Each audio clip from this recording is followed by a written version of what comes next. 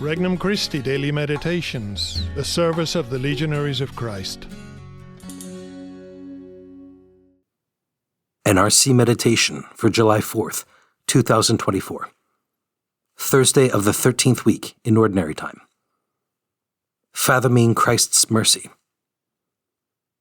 From the Gospel of Matthew, chapter 9.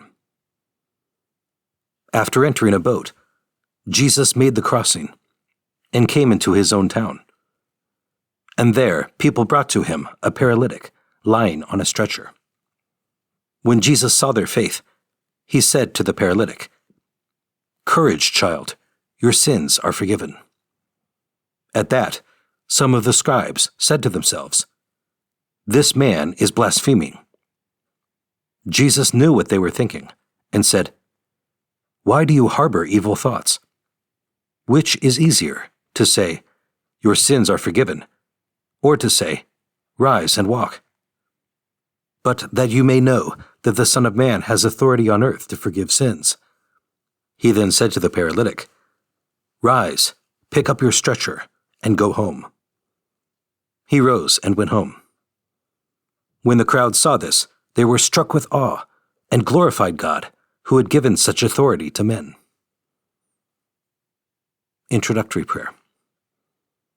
Lord, I come to you in this meditation, ready to do whatever it is you ask. Left to myself, I often take the easy and convenient path. Yet I know the way of a Christian is through the narrow gate.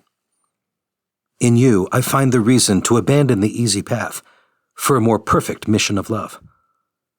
I'm ready to learn the meaning of your command. Follow me. Petition. Lord, grant me a deeper experience of your mercy. First reflection, crippled by control. For St. Jerome, physical paralysis is an image of man's inability to return to God by his own efforts. It is man's inability to create his own salvation, to set the terms by which he can say he has made peace with God. The paralysis is meant to speak more to the Pharisees about their souls than to the cripple who bears it. Christ saw stagnation in the Pharisees' hearts. They wanted to put God in a box where their relationship with him could neatly accommodate their status and comforts. We, like the Pharisees, like our routine. We like to coast in our spiritual life and dislike having to adjust to God's asking for more faith, trust, or charity. For saintly souls, Christ is ever new.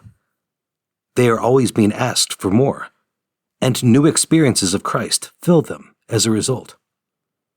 Their love never goes stale, since they refuse to control what God can do with them. Second reflection, the only real problem is sin. The paralytic and his companions arrive concerned only about his physical condition. This is not, however, what is first on Christ's priority list. What is first, rather, is the man's state of soul. For God, the problem of life is not about problems. Problems are merely the pretexts he sends us to heal and develop our relationship with him. Your sins are forgiven. The problem of life is all about holiness and about removing the chief obstacle to holiness, sin. Deep down, the only things that can hurt us are the obstacles of sin and an egoistic lifestyle. Third reflection, awaiting God's replies. The pause between "Courage, child, your sins are forgiven," and the cure of the paralysis initially may have caused disappointment in those unfamiliar with Christ's way of working. In that wait, our response to God comes, and our part in the plan of salvation is played out. Instant gratification of a child's wants spoils the meaning of his parents' gift of loving support.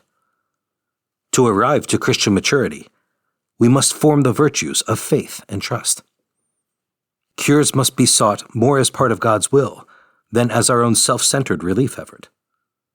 This takes time.